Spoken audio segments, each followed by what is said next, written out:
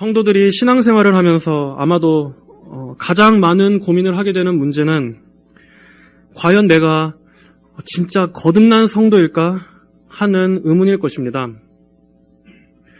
왜냐하면 분명히 나는 예수님을 믿는다고 생각하는데 여전히 내 안에 많은 죄들이 기승을 부리고 또 나는 너무나 쉽게 죄의 유혹에 넘어가며 그로 인해서 날마다 많은 죄를 짓고 살기 때문입니다. 이런 자신의 모습을 보면서 우리는 매번 탄식할 수밖에 없고 또 때로는 구원의 확신도 흔들려서 믿음의 회의에 빠지게 되는 경우도 많이 있습니다. 내가 정말 구원받은 신자가 맞나? 어떻게 내 안에는 은혜의 힘보다는 죄가 더 강한 것 같고 왜 나는 매번 죄에게 지기만 할까? 이런 걸 보면 나는 구원받은 성도가 아닐지도 몰라. 이러한 문제는 우리 성도들을 정말 낙심시키는 문제입니다.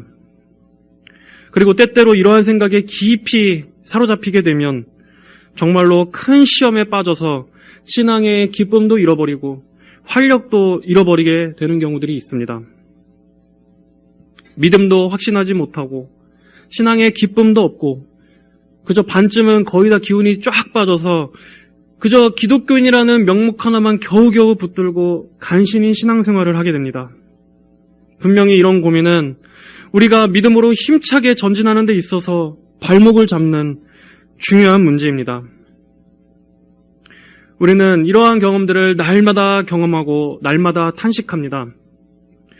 오늘 우리가 읽은 이 로마서 7장의 본문 말씀들처럼 우리 역시 이 바울의 고백과 같이 선을 행하기 원하는 내 안에 악이 함께 있다는 것을 매 순간 절감합니다. 또 나는 하나님의 뜻에 순종하기를 간절히 원하지만 오히려 원치 않는 악을 행하는 내 자신을 보기도 합니다. 그래서 이렇게 사도 바울의 외침처럼 나는 비참한 사람이다. 도대체 이 사망의 몸에서 누가 나를 건져주겠느냐 하는 절규와 좌절과 탄식을 우리 역시 할 수밖에 없는 것입니다. 우리가 이 로마서 7장 하면은 익히 알듯이 그리고 저 자신도 이전까지 로마서 7장 하면 왠지 모르게 절망적이고 또 소망이 없는 탄식으로만 가득 찬 장이라고 생각해 왔었습니다. 하지만 오늘 설교의 결론부터 먼저 말씀드리면 이 로마서 7장 안에서도 우리는 은혜와 소망을 발견할 수 있다는 것입니다. 물론 여기서는 사도 바울의 절규밖에 안 나옵니다. 오히려 이러한 고백을 하는 이 나라는 사람의 영혼이 과연 구원받은 사람인가 하는 의문이 들 정도로 이 사람은 지금 철저하게 자신 안에 있는 부패함으로 인해서 고통스러워하고 있는 것밖에 안 나옵니다.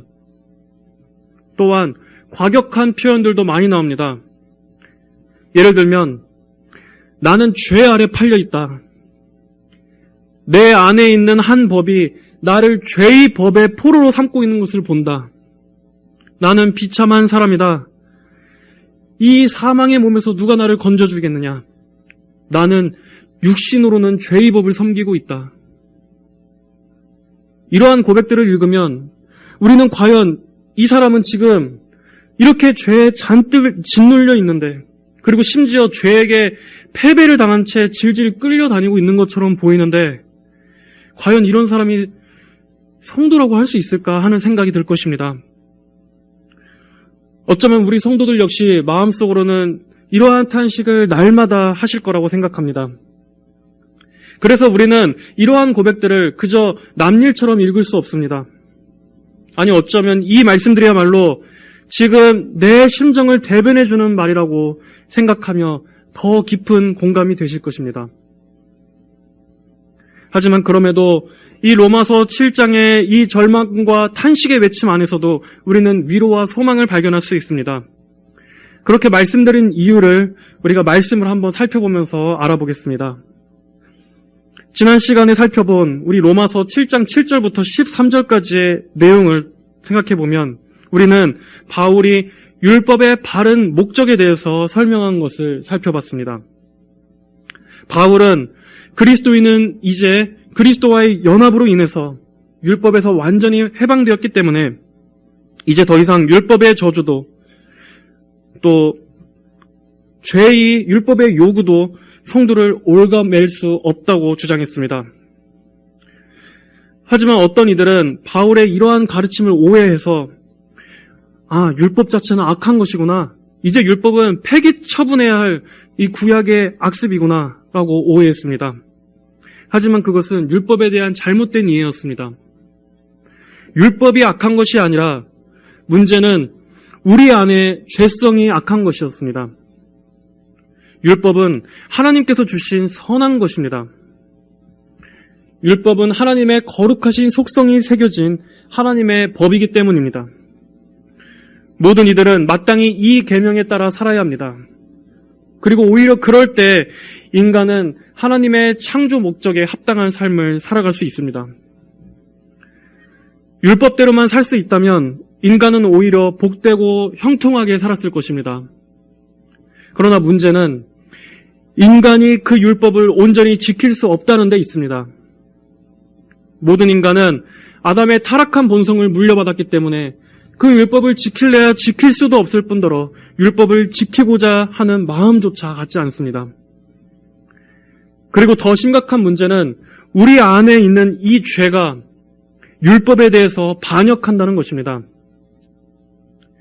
하나님의 선하고 고든 잣대인 그 율법이 임하면 오히려 우리 자신을 그 기준에 맞춰서 살아야 하는데 우리 안에 있는 이 죄라는 것은 하나님의 율법의 잣대를 대면 될수록 오히려 더 거역하고 그 법을 어기도록 우리를 충동질합니다. 하나님께서 금하신 그것들을 더 어기도록 죄가 강하게 힘을 발휘하고 그리고 그 하나님의 거룩하신 율법을 미워하게끔 그러한 기회를 틈타서 우리를 율법으로 자꾸 반하게 하는 이러한 힘이 죄 안에 있다는 것입니다. 그래서 결국 우리를 율법의 거룩한 기준으로부터 더 멀어지게, 더 어긋나게 만들어 버리는 것입니다. 이것이 죄가 가지고 있는 교묘하고 강력한 힘입니다. 그래서 결국 우리가 발견하게 되는 것은 율법의 정죄를 받을 수밖에 없는 나 자신입니다. 우리를 하나님의 계명대로 살게 할 그 율법이 오히려 우리를 죄인이라고 고발하고 사망을 선고하는 역할을 하게 되는 것입니다. 하지만 우리는 핑계를 댈 수도 없고 또 율법이 잘못됐다고 말할 수도 없습니다. 악한 것은 죄고 또 죄를 행하는 나지 율법의 잘못은 아니기 때문입니다. 그래서 첫 번째로 율법의 첫 번째 역할은 나의 죄를 깨닫게 하는 역할이라고 말씀드렸습니다. 율법을 통해서 나는 나 자신이 하나님의 법을 어긴 죄인임을 인정할 수밖에 없게 됩니다. 그렇기 때문에 하나님께서는 율법을 근거로 책망하셨고 또 선지자들 역시도 이스라엘에게 율법을 통해 이스라엘의 죄를 고발했습니다. 하지만 중요한 것은 여기서 율법은 우리를 죽이기 위해서 주신 것이 아니라는 것입니다. 오히려 율법은 우리를 구원으로 인도하는 역할을 합니다. 여기에 율법의 두 번째 역할이 있다고 말씀드렸습니다. 율법 자체는 우리를 구원하지 못하지만 그것은 우리를 그리스도께로 인도합니다. 율법으로부터 겪게 되는 그 절망이 우리를 구원자를 갈망하도록 이끌어준다는 것입니다. 여러분, 내 힘으로 이룰 수 없는 하나님의 그 높은 의의 기준을 어떻게 도달할 수 있겠습니까? 나는 죽었다 깨어나도 하나님의 의를 만족시킬 수 없는 죄인입니다. 그리고 우리가 율법 앞에서 이 사실을 겸손히 깨닫게 될 때 우리는 구원의 손길을 갈망하게 됩니다. 그럴 때야말로 우리는 우리의 의가 아닌 다른 구원자를 찾게 됩니다. 그리고 완전하신 의를 요청하게 됩니다. 그리고 복음은 완전하신 의의 태양이 우리에게 비춰졌다는 소식입니다. 하나님께서는 그 의의 요구를 만족시킬 수 있는 완전히 의로우신 분을 우리에게 보내주셨습니다. 그리고 그분이 바로 예수 그리스도이십니다. 예수님께서는 십자가에서 우리의 모든 죄의 문제를 그분 안에서 처리되게 해주셨고 또 예수님의 완전하신 의를 믿는 모든 자에게 전가해 주셨습니다. 이렇게 율법은 복음을 준비하게 하기 때문에, 그리고 또 율법의 정죄 아래 빠진 자에게 복음의 소망을 기다리게 하기 때문에 율법은 선한 것입니다. 율법 역시 하나님의 구원 사역에 있어서 여전히 중요한 역할을 하는 것입니다. 자, 여기까지가 지난 13절까지의 내용이었습니다. 자, 그렇다면 이제 율법이 선한 것인지는 알겠습니다. 그럼에도 계속해서 해결되지 않는 문제가 있습니다. 여전히 내 속에서 강하게 역사하는 이 죄의 힘은 어떻게 설명할 것인가 하는 문제입니다. 어떻게 나는 구원받았음에도 이렇게 나는 항상 승리하기보다는 오히려 죄에게 맨날 지고만 하는 걸까 하는 문제입니다. 바울은 14절에서 말합니다. 우리는 율법이 영적인 줄을 알지만 나는 죄 아래 팔려 육신에 속해 있다. 여러분 생각해 보십시오. 7장 전반부까지만 해도 바울은 죄와 율법으로부터의 해방을 담대하게 외쳤습니다. 그런데 갑자기 14절에 들어서 바울은 왜 이런 고백을 하는 것입니까? 지난 시간에도 말씀드렸듯이 이 로마서 7장의 말씀을 놓고 이 성경 학자들 간에 여러 의견이 갈린다라고 말씀드렸습니다. 가장 핵심적인 난제는 이것입니다. 과연 여기서 이 고백을 하고 있는 이 나라는 사람의 상태는 거듭나기 전에, 즉 불신자의 상태를 묘사하고 있는 것인가? 아니면 거듭난 성도의 상태를 말하는 것인가 하는 것입니다.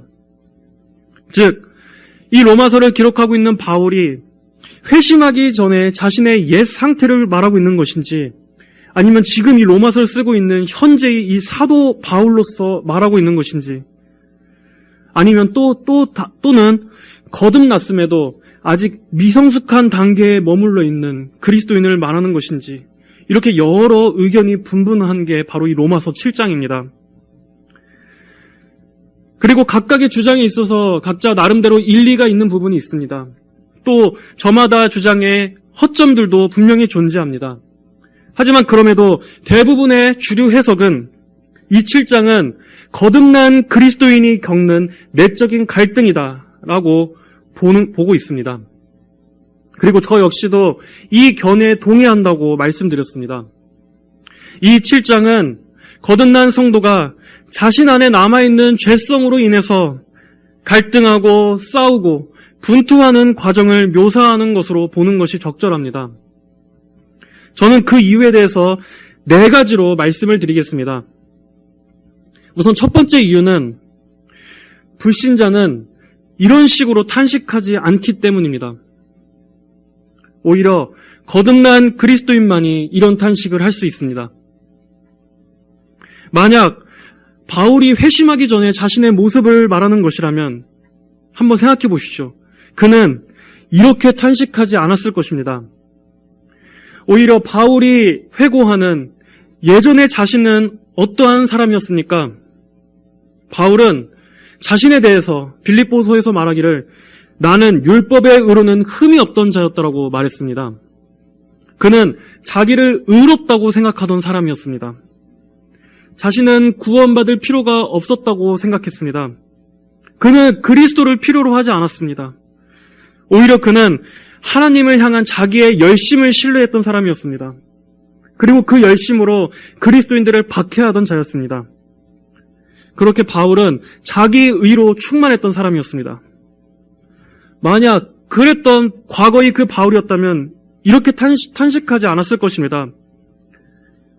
오히려 자기의 의로서 지금도 충분히 하나님께 인정을 받을 수 있었기 때문에 그러면 오히려 이렇게 고백했을 것입니다.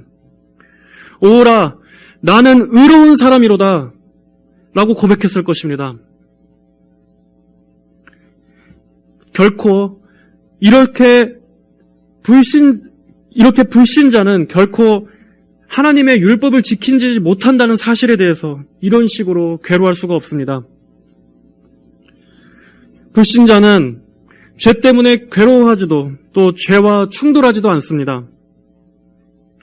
물론 불신자도 죄를 짓고 양심의 후회와 가책을 느낄 수 있습니다. 여전히 계속 같은 데는 인생의 이런 진창 같은 구렁텅이 속에 빠져서 자신의 인생과 자신의 삶에 대해서 얼마든지 한탄할 수 있습니다. 후회할 수 있습니다. 하지만 불신자는 하나님과의 관계에 있어서 괴로워하지는 않습니다. 자신을 하나님 앞에 비추어 봤을 때 본인의 불의함으로 인해서 괴로워한다는 것은 불신자에게는 없는 일입니다. 오히려 불신자는 하나님과는 불화하지만 죄와는 화평합니다. 죄로 인해서 갈등을 느끼거나 그 안에서 죄로 인해 충돌을 겪거나 또 율법으로 인해 괴로워하지 않습니다. 그러므로 자신의 죄로 인해서 애통하는 것은 오직 성도에게만 있을 수 있는 것입니다. 이것이 이 7장이 거듭난 성도를 말하는 것이다라는 주장에 동의하는 첫 번째 이유입니다.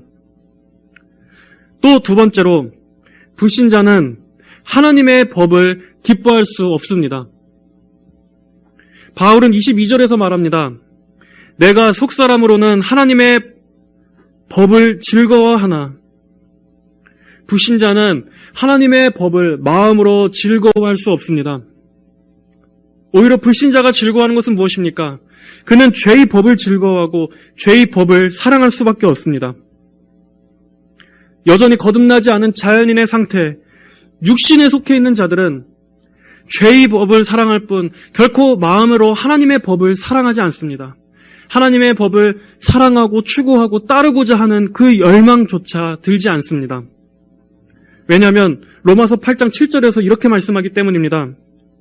육체의 생각은 하나님과 원수가 되니 그것은 하나님의 법에 복종하지 않을 뿐 아니라 복종할 수도 없다.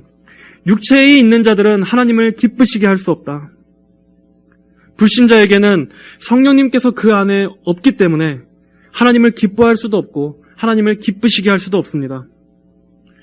오직 거듭난 성도에게만 하나님을 즐거워하고 또 하나님의 계명을 따르고 싶은 그 열망이 있는 것입니다. 그리고 그렇게 따르지 못하는 자기 자신을 보며 괴로워하는 마음은 오직 성도에게만 있을 수 있는 것입니다. 이것이 두 번째 근거입니다. 또 로마서 7장이 거듭난 성도라고 주장하는 세 번째 이유는 문법적으로 시제의 변화가 일어나기 때문입니다. 쉽게 얘기하자면 이전에는 바울이 과거에 대해서 말하고 있었습니다. 그런데 14절부터는 이 문장이 현재를 말하는 것으로 변화가 됩니다. 7장 1절부터 13절까지의 내용과는 다르게 14절부터는 계속해서 현재 시제를 사용하고 있습니다. 예를 들면 13절 전까지는 바울은 이렇게 말합니다. 과거적형으로 표현하는 것입니다. 10절에 나는 죽었다. 또 11절에 죄가 기회를 타서 나를 속이고 그것으로 나를 죽였다. 또 12절에 죄가 내게 사망을 가져왔다. 이러한 등등의 과거에 있었던 일들을 말하고 있습니다. 그런데 오늘 본문인 이 14절부터는 갑자기 현재 시제로 바뀝니다. 14절에 나는 죄 아래 팔려 육신에 속해 있다. 속해 있었다가 아니라 지금 속해 있는 것을 말하는 것입니다. 또 15절에 내가 원하는 것은 행하지 않고 오히려 미워하는 것을 행하기 때문이다. 지금도 행하고 있다는 것입니다. 또 17절을 보겠습니다. 그러나 지금 그것을 행하는 자는 내가 아니라 내 속에 있는 죄이다. 이렇게 바울은 분명히 지금 현재도 자신이 겪고 있는 이 체험에 대해 말하고 있는 것입니다. 과거에 겪었던 얘기가 아닙니다. 지금 현재도 바울이 경험하고 있는 얘기들을 다루고 있습니다. 이런 점에서 이 7장은 현재에도 계속되고 있는 바울 자신의 고백을 말합니다. 즉, 거듭나고 완숙하고 사도로서 교회의 지도자의 위치에 있는 이 바울의 위치에서 여전히 계속되고 있는 내면의 갈등에 대한 기록인 것입니다. 그리고 마지막으로 네 번째 이유입니다. 이 말씀은 죄와 갈등하고 분투하는 사람의 심정을 묘사하고 있다는 것입니다. 7절부터 13절까지의 내용을 살펴보면 죄가 자신을 죽였습니다. 그리고 율법의 정죄 앞에 사망을 선고받았습니다. 분명히 패배하고 있는 것처럼 보입니다. 그런데 14절부터 자세히 보면 비록 외적으로는 죄에 대해서 지고 있는 것처럼 보이지만 자세히 이 마음의 중심을 잘 살펴보면 이 사람은 지금 죄와 갈등하고 있습니다. 자신 안에 충돌하고 있는 이 죄의 법과 싸우고 분투하고 거부하고 거절하는 모습을 볼 수 있습니다. 죄는 계속해서 그의 발목을 잡고 낙심시키려고 하지만 그럼에도 이 사람은 자신이 하나님의 법을 즐거워하고 있다는 것을 스스로 알고 있습니다. 그리고 또 하나님의 법대로 선한 것을 애쓰고자 하는 자기 자신에 대해서도 지금 알고 있습니다. 그리고 최종적으로는 여전히 자신 안에 비참함밖에 없는 나라 한다 할지라도 그럼에도 25절에서는 우리 주 예수 그리스도로 말미암아 하나님께 감사를 드린다라고 하는 이 고백이 여전히 그의 심정 안에 살아 있습니다. 이러한 근거들을 종합해 볼 때 로마서 7장은 분명히 거듭난 성도, 그것도 아주 완숙하고 성숙한 그리스도인의 안에 있는 내적인 갈등을 말하는 것이라고 볼 수 있습니다. 그러므로 우리가 정리하자면 이 7장에서 발견할 수 있는 교리는 이렇습니다. 여러분, 거듭난 성도라 할지라도 여전히 우리 안에는 부패한 죄성이 남아있다는 것입니다. 그것도 아주 우리를 강력하게 사로잡을 정도로 존재하는 이 죄성이 거듭나고 완숙한 성숙한 그리스도인 심령 안에도 있을 수 있다라는 사실입니다. 물론 더 이상 죄는 우리를 지배하지 못합니다. 이것만큼은 확실히 붙들어야 합니다. 죄의 힘이 아무리 강력하다고 할지라도 구원받은 성도를 완전히 집어삼킬 만큼 죄가 성도를 다시 지배하는 일은 없다는 것입니다. 하지만 그 죄의 잔당들은 남아 있습니다. 그 죄들이 마치 게릴라처럼 이런 산속에 숨어 있다가 야심한 밤을 틈타서 기습하듯이 성도들을 그런 식으로 기습적으로 넘어뜨릴 수 있고, 또 우리 삶의 곳곳에 숨어서 우리 안에 있는 이러한 남아있는 죄성을 충동질해서 성도를 죄를 짓게도 하고, 또 때로는 아주 큰 죄에 빠지도록 할 수도 있다는 것을 알아야 합니다. 그리고 이 죄는 우리가 하기 싫어하는 것들을 하도록 우리를 이끌기도 합니다. 죄가 분명히 더럽고 나쁜 것임을 우리가 알매도 성도 역시 이 죄에 또 속기도 하고 넘어가기도 하고 또 그 죄에 마음이 깊이 푹 빠져서 크게 실족하는 일들이 분명히 있다는 것입니다. 그리고 이러한 일들은 믿음이 약하거나 아직 성화가 덜 된 성도들만 해당되는 것이 아니라 성숙한 그리스도인들에게도 얼마든지 발생할 수 있는 일이라는 것입니다.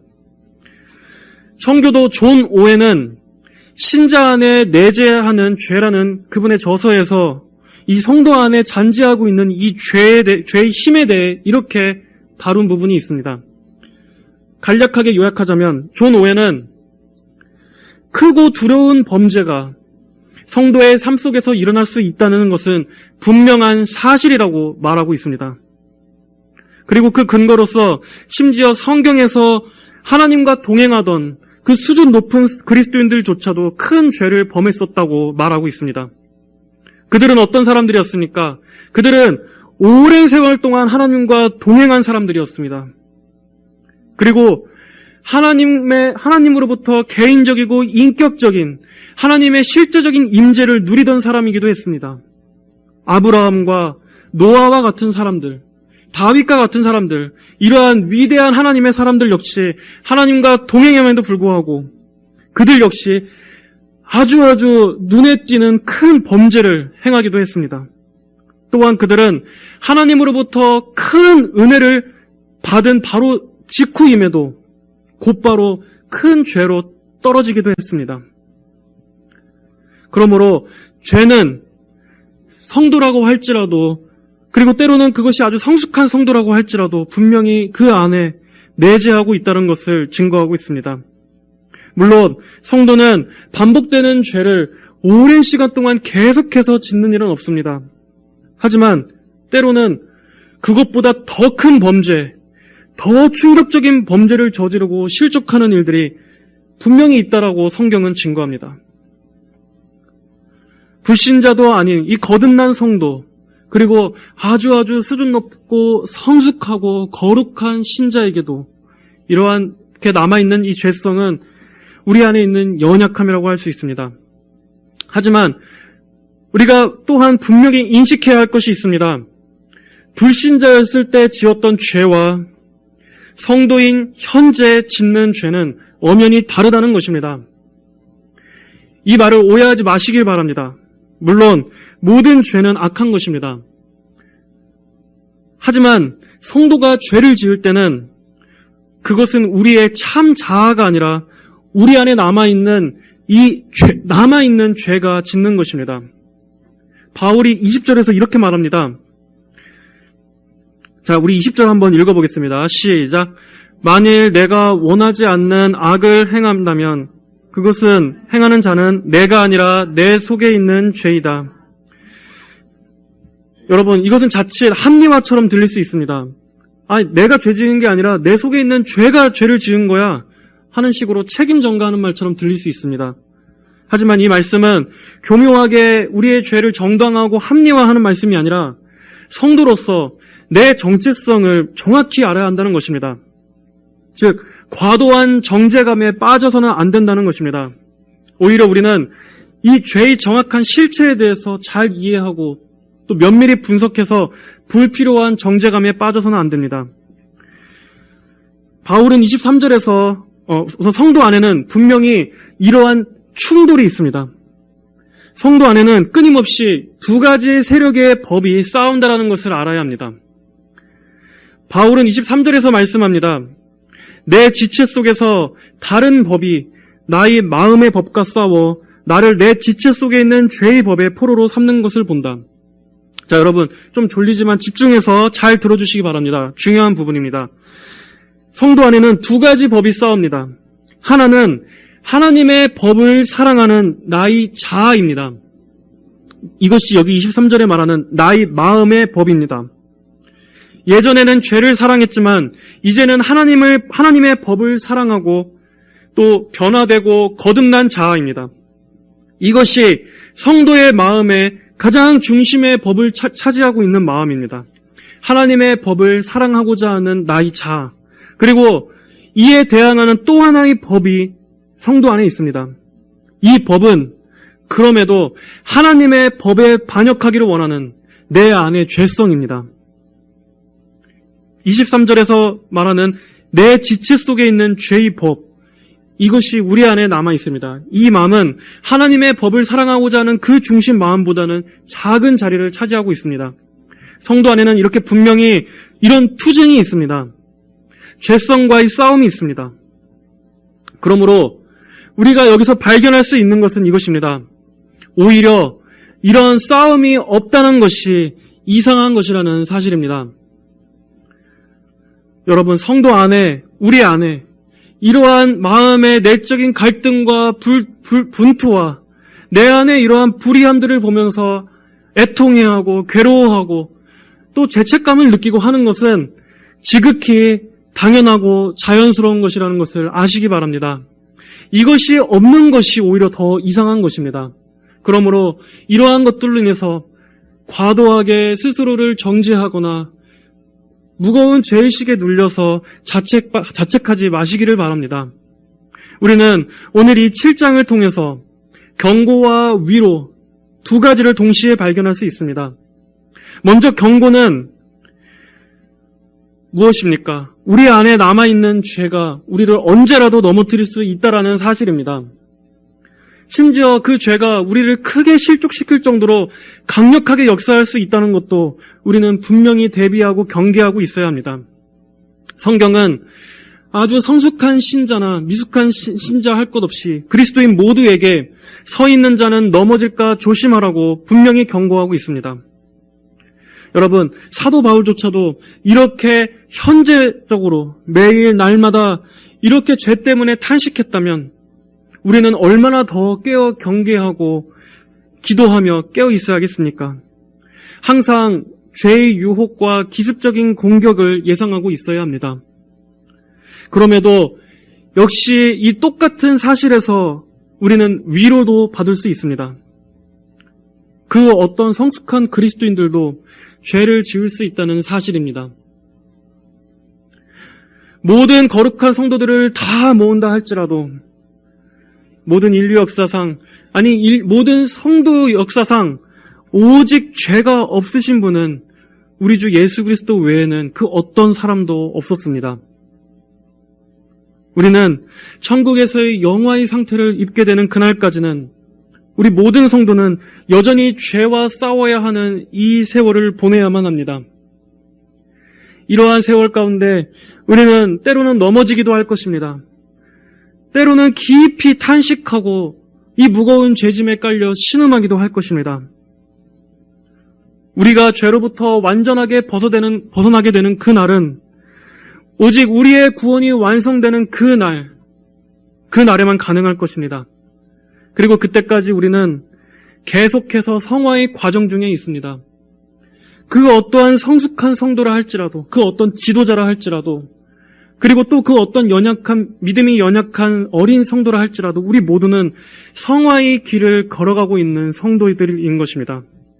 그리고 또 한편으로는 오히려 신앙적으로 우리가 더욱더 성숙해지면 성숙해질수록 우리는 우리 안에 있는 죄를 더 많이 보게 될 것이라는 사실입니다. 내가 지금보다 더 거룩해지고 더 성장하고 더 성숙해진다면 이 죄에서 나는 좀 벗어나게 될까? 우리는 그렇게 소망하고 간절히 바랄 수 있습니다. 하지만 여러분, 우리가 그리스도를 더 가까이 다가가면 다가갈수록, 우리가 더욱더 성화되어져 가면 갈수록 우리는 우리 안에 있는 이 너무나 많은 죄들에 대해서 더 민감하게, 더 많이 바라보게 될 것입니다. 그리고 그로 인해 우리는 더 애통하게 되고 더 탄식하게 될 것입니다. 우리는 받아들여야만 합니다. 우리 성도는 우리의 죄로 인해서 애통하고 탄식하는 것이 지극히 당연하다라는 것을 우리는 받아들여야 합니다. 반대로 더 위험한 것은 그건 무엇입니까? 나는 아무런 죄가 없어. 나는 거룩해지고 있어. 나는 점점 의로워지고 있어. 바로 이러한 착각입니다. 이것이 우리를 더 위험하게 만드는 생각입니다. 성도 여러분, 만약 여기 계시는 여러분들 가운데 오히려 날마다 여러분 마음속에서 일어나는 이 죄와의 싸움으로 인해서 애통하고 슬퍼하고 탄식하는 분들이 계시다면 여러분, 오히려 그 사실로 인해서 감사하십시오. 여러분 안에서 거룩하신 성령께서 계신 것이기 때문입니다. 여러분 안에 그러한 마음의 분투가 있다는 것은 여러분이 하나님의 법을 즐거워하기 때문입니다. 하나님의 법을 따르고자 하는 선을 행하기 원하는 마음이 여러분 안에 있다는 것입니다. 갈라디아서 5장 16절로 18절에서는 말씀합니다. 내가 또 말하는데 너희는 성령을 따라 행하여라. 그러면 결코 육체의 욕심을 이루지 않게 될 것이다. 육체가 원하는 것은 성령을 거스르고 성령이 원하는 것은 육체를 거스른다. 이 둘이 서로 대적하여 너희가 바라는 것들을 하지 못하게 한다. 그러므로 너희가 성령에 의해 인도를 받으면 너희는 율법 아래에 있지 않다. 여러분 안에 그러한 내면의 갈등이 있다는 것은 여러분 안에 성령께서 계시기 때문입니다. 성령께서 계시지 않다면 여러분은 오직 육체 안에 있는 거기 때문에 이러한 갈등이 없습니다. 하지만 성령께서 여러분 안에 계시기 때문에 이 육체와 성령이 서로 대적하여 여러분이 그토록 원하는 그 거룩의 길을 가지 못하도록, 바라는 것들을 하지 못하도록 하는 일들이 있는 것입니다. 거듭나지 않은 사람 안에는 이러한 충돌과 갈등이 없습니다. 그러므로 여러분, 때로는 넘어지고 때로는 죄를 범하더라도 절대로 과도한 자기 정죄에 빠지지 마시기를 바랍니다. 죄의 유혹을 받고 죄와 싸우는 일들, 그리고 심지어 죄에 패배하는 일들조차 거듭난 성도에게는 분명히 있는 증거입니다. 죄에 패배하는 일조차 성숙한 그리스도인도 겪을 수 있다는 것입니다. 그러므로 우리는 우리 자신에게서나 또는 우리 곁에 있는, 우리 옆에 있는 이 성도들, 누군가의 실족을 볼 때 우리는 그들을 단순히 정죄할 것이 아니라 오히려 안타까운 마음과 관용의 마음, 그리고 용서와 격려의 마음을 가져야 할 것입니다. 우리 역시 동일한 죄, 동일하게 실수하고 실족할 수 있기 때문입니다. 우리 역시도 언제나 같은 죄를 범할 수 있는 존재임을 인식하고 오히려 우리는 그 넘어진 영혼이 하나님 안에서 속히 회복되고 온전해질 수 있도록 기도로 도와야 할 것입니다. 이러한 관용의 마음은 자신이 먼저 이 온전히 죄에 대해 좌절해 본 사람만이 누군가의 실족도 이해할 수 있는 것입니다. 마지막으로 우리는 이 사실에 감사해야 합니다. 내 안에 남아있는 이 죄성 때문에 우리가 교만해지지 않을 수 있기 때문입니다. 그리고 오히려 더욱더 예수 그리스도만을 의지하고 바라볼 수 있기 때문입니다. 만약 우리에게 죄로 인해 넘어지는 일도 없고 죄로 인해 애통하고 탄식하는 일도 없었으면 어떻게 생각했을 것입니까? 우리는 아마 반은 마귀가 되었을 것입니다. 내가 스스로 이룬 거룩이다. 또 내가 뭔가 잘나서 구원을 받은 것이다. 이런 식으로 우리는 여길 것입니다. 교회 안에는 은혜와 긍휼을 구하는 자들이 아니라 각자 저마다 다 잘나고 다 의롭고 다 거룩하고 스스로 높이는 사람들만 가득했을 것입니다. 하지만 하나님의 이러한 지혜에 감사합시다. 하나님께서 구원받은 이후에도 우리 성도 안에 이러한 죄성을 남겨두셨다는 것은 오히려 하나님의 지혜로우신 섭리에서 나온 것입니다. 자신에 대해서 우리가 비참한 사람이라고 탄식할수록 오히려 우리는 하나님의 그 은혜의 진가를 더욱더 깨닫게 될 것입니다. 정말로 이 비참한 가운데 절망해 본 사람이야말로 이 복음의 영광도 더 깊이 깨닫게 되는 것입니다. 그리고 진정으로 자신의 비참함을 깨달은 사람일수록 자신을 위해서 십자가에서 모든 의를 성취하신 그 하나님의 아들, 우리의 구원자 예수 그리스도를 더 의지하고 간절히 붙잡고 매달릴 수밖에 없는 것입니다. 그러므로 넘어지고 마귀가 참소하고 또 깊은 정죄감이 우리를 찌를수록 더욱더 우리 주 예수 그리스도로 말미암아 하나님께 감사드리시기를 바랍니다. 비록 우리는 여전히 죄의 흔적을 지니고 있습니다. 그로 인해서 우리는 부끄러움과 또 깊은 정죄와 죄책감을 느낄 때도 있습니다. 하지만 그리스도로 말미암아 우리에게 예비된 그 구원이 완성되는 그날에는 더 이상 죄로 인해서 애통하는 날이 없게 될 것입니다. 그때에는 비로소 무거운 죄짐을 벗게 될 것입니다. 완전한 자유와 진정한 가벼움을 누리게 될 것입니다. 우리가 영화의 상태에 이르게 되는 그날까지는 무거운 죄짐을 짊어지고 이 땅 가운데서 많은 신음과 탄식을 한다 할지라도 그럼에도 하나님께서는 여러분을 그리스도 안에서 여전히 사랑하신다라는 것을 믿음으로 바라보시길 바랍니다. 내 눈으로 나 자신을 보면 온갖 실패와 절망과 또 더러움밖에 없습니다. 하지만 그러한 우리를 하나님께서는 그리스도 안에서 우리를 의롭다고 여겨주셨습니다. 이 사실을 믿으시기를 바랍니다. 하나님께서는 영원부터 영원까지 여러분의 하나님이 되어주시겠다고 약속하셨습니다. 그러므로 여러분 이렇게 기도하십시오. 내 눈으로 나를 바라보지 않고 주님의 눈으로 날 바라보게 해주세요 라고 기도하시기 바랍니다. 이 모든 일을 성취하신 우리 주 예수 그리스도를 항상 바라보시며 한 주간도 날마다 오직 이분께만 예수님께만 소망을 두시기 바랍니다. 우리 자신에 대해서 절망하고 좌절하고 낙담할수록 우리를 구원하시기 위해 우리의 모든 완전하신 의를 성취해 주시기에 오신 이 예수님으로 인해서 더 큰 소망을 누리게 되시기를 주님의 이름으로 간절히 축복합니다. 다 함께 기도하겠습니다. 하나님 아버지 감사합니다.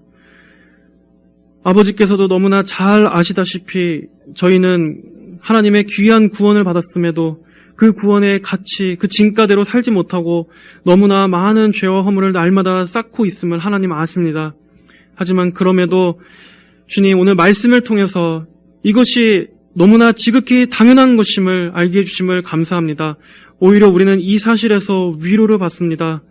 아버지, 사도 바울조차도 날마다 이러한 자신 안에 남아있는 죄로 인해서 고통받고 애통해하고 탄식했음을 우리가 봤습니다. 하지만 그럼에도 그렇기 때문에 오히려 예수 그리스도만이 더욱더 유일한 소망이요 우리의 의지가 되심을 우리가 알게 되었습니다. 우리 모든 성도들 역시도 우리 자신을 바라보며 절망하고 또 죄책감에 깊이 빠져있지 않고 그럼에도 우리를 그리스도 안에서 사랑해 주신 하나님을 바라보며 오직 그리스도만 우리의 의의 근거로 삼게 하여 주시옵소서. 그리고 우리가 이 땅에서 탄식하고 참으로 우리 자신에 대해서 정말 절망할수록 정말로 우리가 죄짐을 벗고 깨끗하고 완전히 영화롭게 될 그 천국의 영화의 상태를 더욱더 기다리며 살아가는 저희들이 되게 하여 주시옵소서. 감사드리며 살아계신 우리 주 예수님의 이름으로 기도드립니다. 아멘.